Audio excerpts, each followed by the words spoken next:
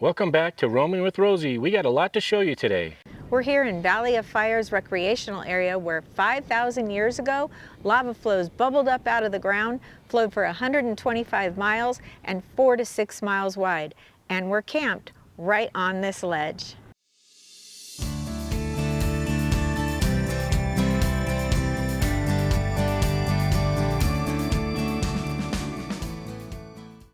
Today, we're exploring one of New Mexico's most unique and spectacular natural wonders, the Valley of Fire's recreation area managed by the BLM.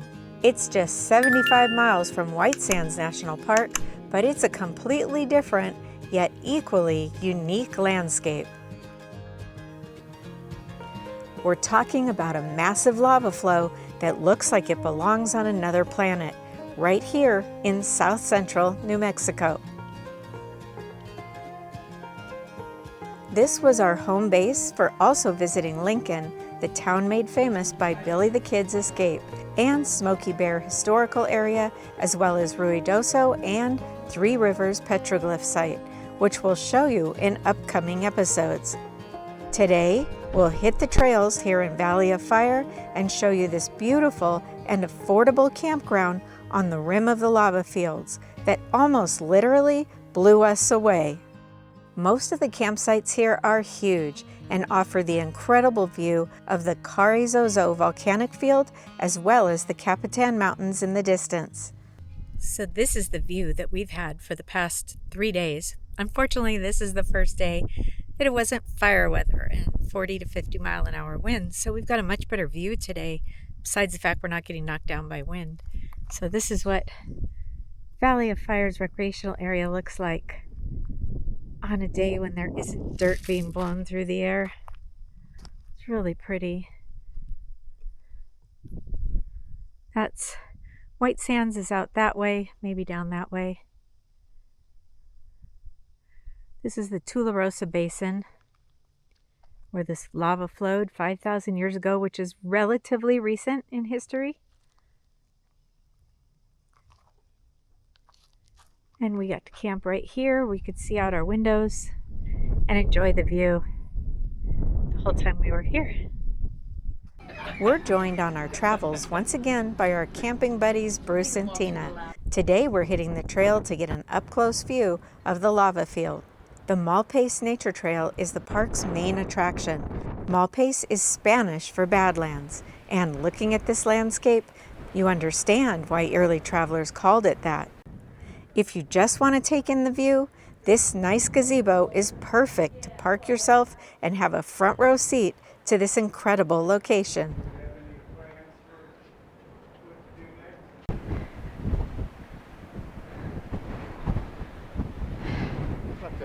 Turn some first graders loose with paint. Bruce says it looks like they turned first graders loose with paint.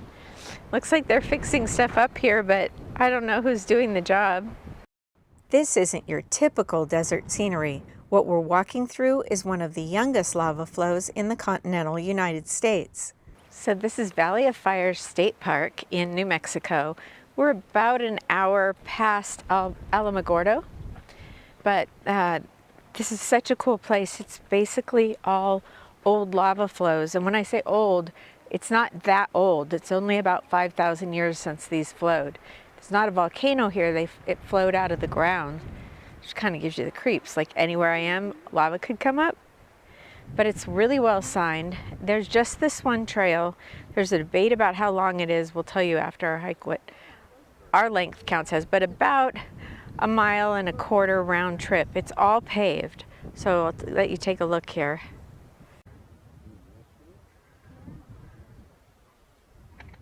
The interpretive signs along the trail do a fantastic job of explaining how this lava flow was created. Basically, volcanic activity from Little Black Peak created this river of molten rock that flowed through the Tularosa Basin. The lava cooled and hardened into this landscape that we see today. It's interesting, we are hearing planes. Now, I don't know if we're in a flight path. We're kind of in between Las Cruces and Albuquerque right now, but we're also near Holloman Air Force Base, which is White Sands, New Mexico, but Just keep hearing planes in the distance, which is none that we see anyway. Look at this, bubbly. You can just see how this was oozing and flowing. Here tells you all about lava. Look at this. That's actually a very big prickly pear that's taken hold in the crevices of these bubbles. As we walk through it, we notice the lava has created these really dramatic formations. The black basalt rock, it stretches as far as you can see, and it creates this otherworldly landscape that honestly looks like another planet more than Earth. So this is the actual bat cave, or a actual bat cave. So are they down there right now? But it was kind of amazing. Despite how harsh the environment looks, you spot all these plants and even trees that have managed to take root in these cracks and crevices. It's really a testament to nature's incredible ability to adapt and to thrive. We're really fortunate to be here in the late spring right now. All the videos I saw on YouTube in planning this trip, everything was brown. It is so pretty to see this green against the black lava rock.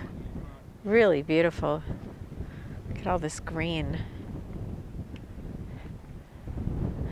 And I thought these were yuccas all my life. I thought these were yuccas, but they're not. This is actually in the lily family.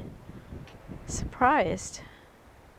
We're a little confused because up at the beginning we thought that what we had always thought was a yucca was now in the lily family, but now we see this majestic sodal spoon plant, and it looks exactly the same as the one that was in the lily family. And we did see a yucca. Which one is this?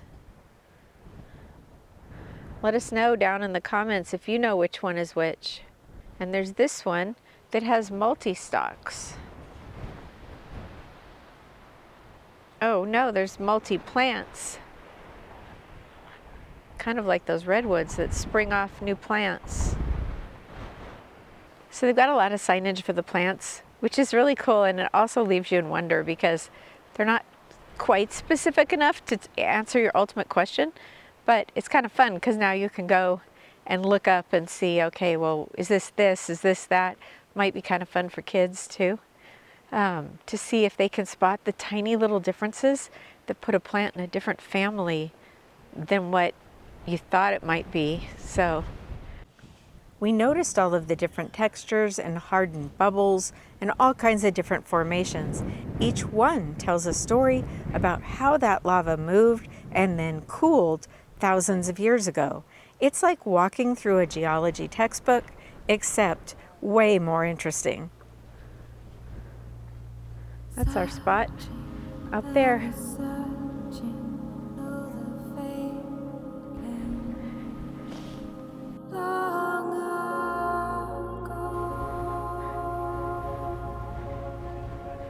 And another cave created. And are there bats down there too?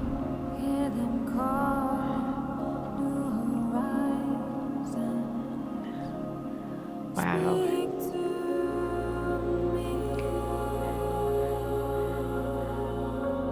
Dexter. Hey, he sees the camera and turns the other way.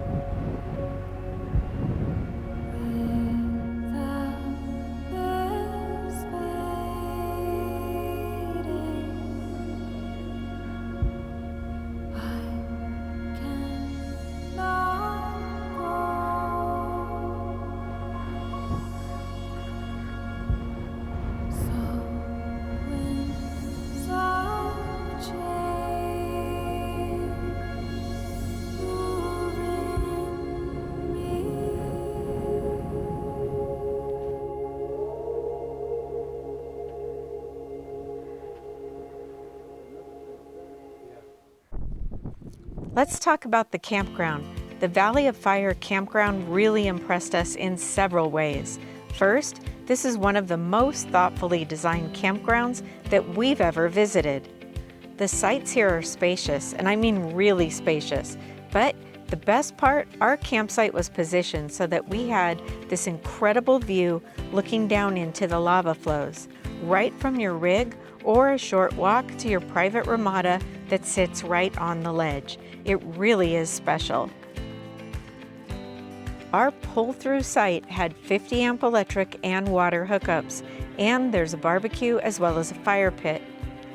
Unfortunately, when we were here, the high winds created a lot of dust and it was also partly cloudy. But normally, as in much of New Mexico, you would enjoy night skies filled with endless stars. You can tell that the staff really takes pride in keeping this place nice. The campground's facilities are clean and well maintained. The restrooms and showers were spotless, with 3 private showers, including a handicap accessible in each of the restrooms. So the dump station opens during the hours that the day use part of the park is open. That way that keeps people from just showing up and using their dump station. The other strange thing that they have about their dump station is even if you were to stay here the 2-week limit, you can only dump once and then you have to pay for your second dump $15, which I thought was kind of weird. There's spaces here for tents and non-electric sites for RVs, but in late spring, it was really quiet here, which made it very serene and peaceful.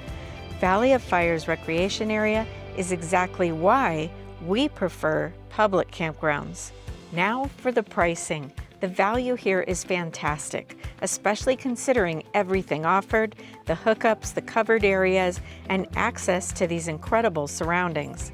This is federally managed by the Bureau of Land Management, and volunteer camp hosts provide on-site services. You can use some of the federal passes and get 50% off camping rates. Our site would have been $25 a night, which is a fantastic rate for a campsite like this, but we paid just $12.50 per night because we have the America the Beautiful Lifetime Senior Pass. They do charge an $8 reservation fee. Tent sites and non-electric RV sites are just $15 per night or 50% off with an appropriate federal pass as well. If you love spontaneity, this is for you. There's a substantial amount of first-come, first-served sites. You can use the recreation.gov mobile app to choose and pay for your site as well. Before or after you explore the trails, definitely make a stop by the Visitor Center. It's a modest building, but it offers helpful information. When we were there, it was staffed by the friendly camp hosts. The Visitor Center also has some small gift items and supplies.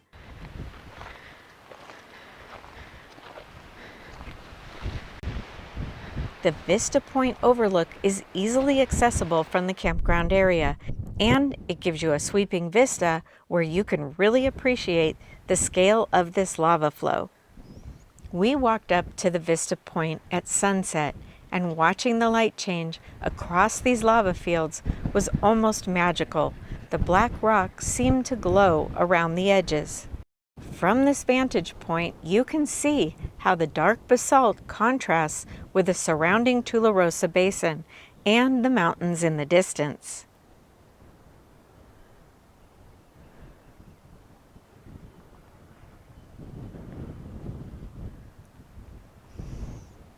And even though the air was pretty dusty when we were there, at the far end of the basin, we could even see the contrasting bright white gypsum dunes of White Sands National Park.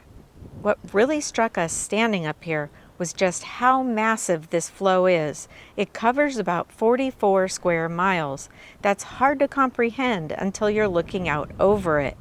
We definitely want to return on a clearer day to get an even better perspective.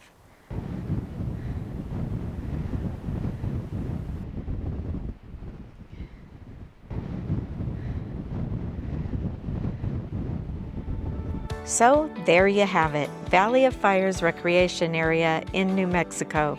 This place exceeded our expectations in every way. The trail was fascinating, the campground was top-notch, and the whole experience felt like we'd stepped into another world. And if you're traveling through New Mexico in an RV, this is absolutely a destination worth adding to your itinerary. Although, we're kind of hesitant to share this because right now it feels like our own secret find.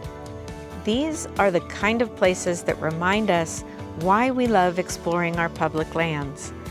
On our next travel episode, we'll take you to Smoky Bear State Historical Park in nearby Capitan, as well as the tiny town of Lincoln, known for the Lincoln County Wars and its association with Billy the Kid and Sheriff Pat Garrett. We really hope you enjoyed this episode. If you did, we'd really appreciate it if you'd share it with your friends and family on social media.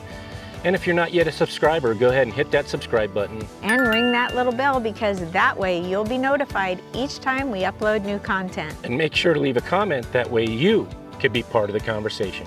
Until next time, We'll see ya. That's a wrap, roamers. If these adventures and tips are keeping you inspired, subscribe and watch another one. Your next RV tip or destination is just a click away.